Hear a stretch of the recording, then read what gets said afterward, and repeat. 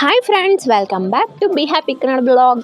ಇವತ್ತು ನಾನು ನಿಮಗೆ ಹಳ್ಳಿ ಸ್ಟೈಲಲ್ಲಿ ಮಾಡೋವಂಥ ತೊಗರಿಕಾಳು ಹಾಲು ಸಾರು ರೆಸಿಪಿನ ಶೇರ್ ಮಾಡ್ಕೊಳ್ಳೋಣ ಅನ್ನಿಸ್ತು. ಅದಕ್ಕೆ ಖಾರ ರುಬ್ಬಕ್ಕೆ ಏನೇನು ಬೇಕಪ್ಪ ಅಂದರೆ ಬೆಳ್ಳುಳ್ಳಿ, ಪೆಪ್ಪರು, ಖಾರ ಪುಡಿ ಮತ್ತು ಅಕ್ಕಿ ಪುಡಿ ಇಲ್ಲ ಅಂದರೆ ಅಕ್ಕಿನ ನೆನೆಸ್ಕೊಂಡಾದರೂ ಹಾಕ್ಕೋಬೋದು. ಮತ್ತು ಸ್ವಲ್ಪ ಬೆಂದಿರೋವಂಥ ತೊಗರಿಕಾಳು.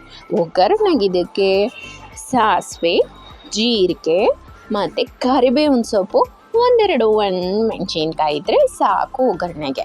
ಸೊ ತೊಗರಿ ಕಾಳಿಗೆ ಸ್ವಲ್ಪ ಉಪ್ಪು ಹಾಕಿ ಚೆನ್ನಾಗಿ ಬೇಯಿಸ್ಕೊಳ್ಳಿ. ಅದು ಚೆನ್ನಾಗಿ ಇಸಗ್ದಿಟ್ಟಿಗೆ ಸ್ಮ್ಯಾಶ್ ಆಗಬೇಕು.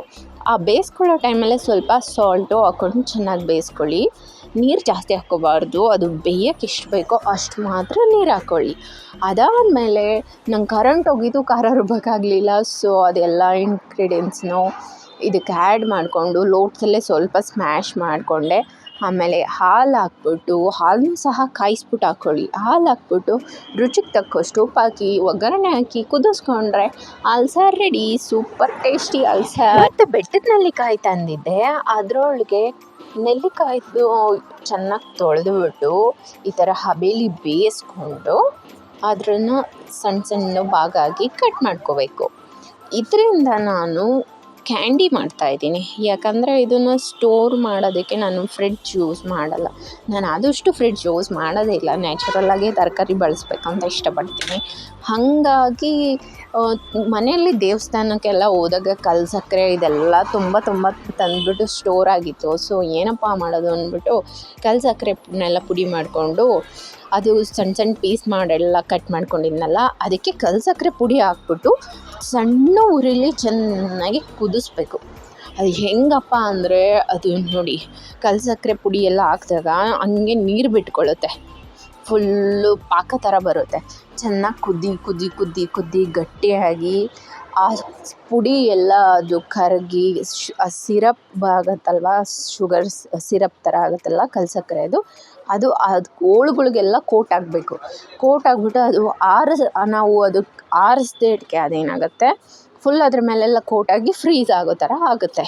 ಈ ಥರ ಕುದಿಸ್ಕೋಬೇಕು. ಚೆನ್ನಾಗಿ ಕುದಿಸಿ ಅದು ಆ ತೇವಾಂಶ ಎಲ್ಲ ಹಾರೋಗಿರೋದಕ್ಕೆ ಅದು ಗಟ್ಟಿ ಆಗುತ್ತೆ. ಆವಾಗ ಅದನ್ನು ಸೈಡಲ್ಲಿ ಇಕ್ಕಿದಾಗ ಅದು ಫುಲ್ಲು ತಣ್ಣಗಾಗಿ ಕೋಟಾಗಿರುತ್ತೆ.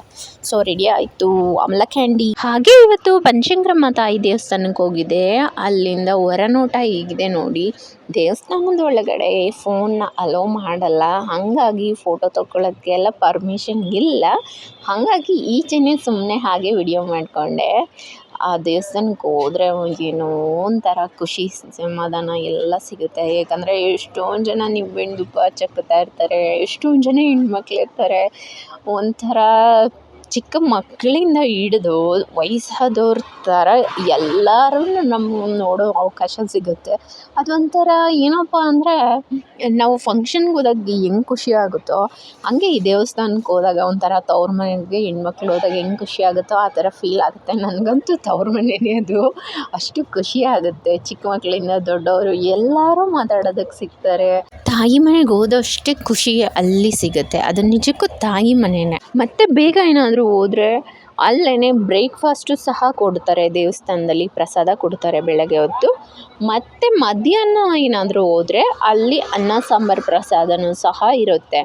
ಸೊ ತಾಯಿ ದರ್ಶನ ಮಾಡಿಕೊಂಡು ಆಮೇಲೆ ನಿಂಬೆಹಣ್ಣು ದೀಪ ಹಚ್ಚೋ ಸಂಕಲ್ಪ ಇರೋರು ನಿಂಬೆಹಣ್ಣು ದೀಪ ಹಚ್ಬೋದು. ನಾವು ಬೆಳಗ್ಗೆ ಬೇಗ ಎದ್ದಿದ್ರೂ ಆಯಿತು, ಉಪವಾಸ ಹೋದರೂ ಸಹ ಅಲ್ಲೇ ಬ್ರೇಕ್ಫಾಸ್ಟು ಮಾಡ್ಕೊಂಬರ್ಬೋದು.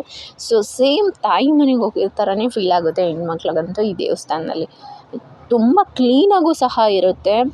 ಎಷ್ಟೇ ಜನ ಇರಲಿ ಕ್ವಿಕ್ಕಾಗಿ ದರ್ಶನವೂ ಆಗುತ್ತೆ. ತುಂಬ ಹೊತ್ತು ಕಾಯಬೇಕು, ಗಂಟೆಗಟ್ಟಲೆ ಕಾಯ್ದು ಅನ್ನೋ ಥರ ಇರೋಲ್ಲ. ಹೆಂಗಿರ್ತಾರೆ ಅಂದರೆ ಕ್ರೌಡು 1000 ಜನ ಒಟ್ಟಿಗೆ ಇರ್ತಾರೆ. ಹೆಂಗಪ್ಪ ದರ್ಶನ ಮಾಡೋದು ಅನ್ನೋ ಥರ ಫೀಲ್ ಆಗ್ತಾ ಇರುತ್ತೆ. ಬಟ್ ಅಷ್ಟೇ ಒಂದು ಅರ್ಧ ಗಂಟೆಲೆಲ್ಲ ಕ್ವಿಕ್ಕಾಗಿ ದರ್ಶನ ಆಗೋ ಥರ ವಾಲಂಟಿಯರ್ಸ್ ಬಂದು ಕ್ಲಿಯರ್ ಮಾಡ್ತಾಯಿರ್ತಾರೆ. ನಿಜಕ್ಕೂ ಇದು ಮ್ಯಾನೇಜ್ಮೆಂಟ್ ಮಾತ್ರ ದೇವಸ್ಥಾನದಲ್ಲಿ ತುಂಬ ಸಖತ್ತಾಗಿದೆ. ಒಂದು ಸಲ ಹೋದರೆ ಮತ್ತೆ ಹೋಗಬೇಕು ಅನ್ನೋ ಥರ ಒಂದು ಸೆಳೆತ ಉಂಟಾಗುತ್ತೆ ಈ ದೇವಸ್ಥಾನದಲ್ಲಿ. ನಿಜಕ್ಕೂ ಆ ತಾಯಿನೂ ಅಷ್ಟೇ ಎಷ್ಟು ಚೆನ್ನಾಗಿ ಅಲಂಕಾರ ಮಾಡಿರ್ತಾರೆ. ಅಬ್ಬಾ, ನೋಡೋಕ್ಕೆ 2 ಕಣ್ಣು ಸಾಲದು. ಎದ್ದು ಬಂದು ನಮ್ಮ ಜೊತೆ ಮಾತಾಡ್ತಾವ್ರೇನೋ ಅನ್ನೋ ಥರ ಅಷ್ಟು ಮನ್ಸಿಗೆ ಕಾಂಟ್ಯಾಕ್ಟ್ ಆಗೋ ಥರ ಅಲಂಕಾರ ಮಾಡಿರ್ತಾರೆ. ಅದು ನಿಜಕ್ಕೂ ಒಂಥರ ಪಾಸಿಟಿವ್ ಎನರ್ಜಿ ಹಂಗೆ ಮೈಂಡಲ್ಲಿ ಪಾಸ್ ಆದಂಗೆ ಆಗುತ್ತೆ. ಅಷ್ಟು ಪವರ್ಫುಲ್ಲು ತಾಯಿ. ಮತ್ತು ಇಲ್ಲಿ ಹೋದಾಗ ಮನಸ್ಸಿಗೆ ಒಂಥರ ನಿಜಕ್ಕೂ ನಿರಾಳ ಸಂತೋಷ ಅಂತೂ ಸಿಕ್ಕೇ ಸಿಗುತ್ತೆ. ಮತ್ತು ಈ ದೇವಸ್ಥಾನದಲ್ಲಿ ಜಾತ್ರೆ ಸ್ಟಾರ್ಟ್ ಆಗ್ತಾ ಇದೆ ಜನವರಿ ತಿಂಗಳಲ್ಲಿ 2025ರಲ್ಲಿ. ಅದ್ರದ್ದು ನಾನೊಂದು ಪೋಸ್ಟ್ ಹಾಕಿರ್ತೀನಿ. ನೀವು ಯಾರಾದರೂ ಹೋಗ್ಬೇಕು ಅಂತ ಅಂದರೆ ನೀವು ಹೋಗ್ಬೋದು. ತುಂಬ ಚೆನ್ನಾಗಿರುತ್ತೆ ಜಾತ್ರೆ. ಸೊ ನಾನು ತಾಯಿ ದರ್ಶನ ಎಲ್ಲ ಮಾಡಿಕೊಂಡು ಅಲ್ಲೇ ಬ್ರೇಕ್ಫಾಸ್ಟು ಸಹ ತಿನ್ಕೊಂಡು ಬಂದೆ. ಹಾಗೆ ಜಾತ್ರೆ ಪೋಸ್ಟರು ಹಾಕಿದ್ದು ನೋಡಿ. ತುಂಬ ತಲೆನೋವು ಬಂದಾಗ ಒಂದು ಚಿಕ್ಕ ಮನೆಮದ್ದು ಏನಪ್ಪ ಅಂದರೆ ತುಳಸಿ ಎಲೆಗಳ ರಸ ತಗೊಂಡು ಇದಕ್ಕೆ ಕರ್ಪೂರವನ್ನು ಬೆರೆಸಿ ಮತ್ತು ಸ್ವಲ್ಪ ಶ್ರೀಗಂಧದ ತಗೊಂಡು ಅದ್ರ ಏನಾದರೂ ಪುಡಿ ಇದ್ದರೆ ಅದಷ್ಟು ಮೂರನ್ನು ಮಿಕ್ಸ್ ಮಾಡಿಬಿಟ್ಟು ತಲೆಗೆ ಅದರಿಂದ ತಲೆನೋವು ಬೇಗ ಕ್ಯೂರ್ ಆಗುತ್ತೆ. ಈ ಮನೆಮದ್ದು ನಿಮ್ಗೆ ಇಷ್ಟ ಆಗಿದ್ರೆ ಒಂದು ಲೈಕ್ ಕೊಡಿ. ಇದು ಕೆಂಗೇರಿ ಬಸ್ ಸ್ಟಾಪು. ಎಷ್ಟು ನೀಟಾಗಿ ಮೇಂಟೈನ್ ಮಾಡಿದ್ದಾರೆ ನೋಡಿ. ತುಂಬ ಚೆನ್ನಾಗಿದೆ ಈ ಬಸ್ ಸ್ಟಾಪು. ವೆಯ್ಟ್ ಮಾಡೋದಕ್ಕೂ ಫ್ಯಾನು ಎಲ್ಲ ಹಾಕಿರ್ತಾರೆ. ರಿಲ್ಯಾಕ್ಸಾಗಿ ವೆಯ್ಟ್ ಮಾಡ್ಬೋದು ಬಸ್ಗೆ. ತುಂಬಾ ಚೆನ್ನಾಗಿದೆ maintenance. Weight loss vegetable juice ಏನಪ್ಪ ಅಂತ ಅಂದರೆ ಮೂಲಂಗಿನ ಈ ಥರ ಸಣ್ಣ ಕಟ್ ಮಾಡಿಕೊಂಡು ಅದಕ್ಕೆ ಸ್ವಲ್ಪ ನೀರು ಹಾಕಿ ಬ್ಲ್ಯಾಕ್ ಸಾಲ್ಟ್ ಹಾಕೋಬೇಕು. ಬ್ಲ್ಯಾಕ್ ಸಾಲ್ಟ್ ಹಾಕ್ಕೊಂಡು ಮಿಕ್ಸಿ ಮಾಡಿ ಕುಡಿದಾಗ ಸೂಪರ್ ಟೇಸ್ಟ್ ಇರುತ್ತೆ. ಕುಡಿಯಲ್ಲ ಅಂತ ಅನ್ಸೋದೇ ಇಲ್ಲ, ಅಷ್ಟು ಚೆನ್ನಾಗಿರುತ್ತೆ. ಅಣ್ಣಮ್ಮ ತಾಯಿ ದರ್ಶನ ನೋಡಿ. ಇವತ್ತು ಅಣ್ಣಮ್ಮ ತಾಯಿ ದೇವಸ್ಥಾನದಲ್ಲಿ ಎಷ್ಟು ಚೆನ್ನಾಗಿ ಯಾರೋ ಪೂಜೆಗೆ ಕರ್ಕೊಂಡು ಹೋಗ್ತಾಯಿದ್ರು. ಏನು ಸಖತ್ತಾಗಿ ಅಲಂಕಾರ ಮಾಡಿದರು ಅಂದರೆ ಕಣ್ಣು ತಾಯಿ ಎಲ್ಲರನ್ನೂ ಕಾಪಾಡಲಿ. ಇವತ್ತಿನ ಬ್ಲಾಗ್ನ ಎಂಡ್ ಮಾಡ್ತಾಯಿದ್ದೀನಿ. Bye friends.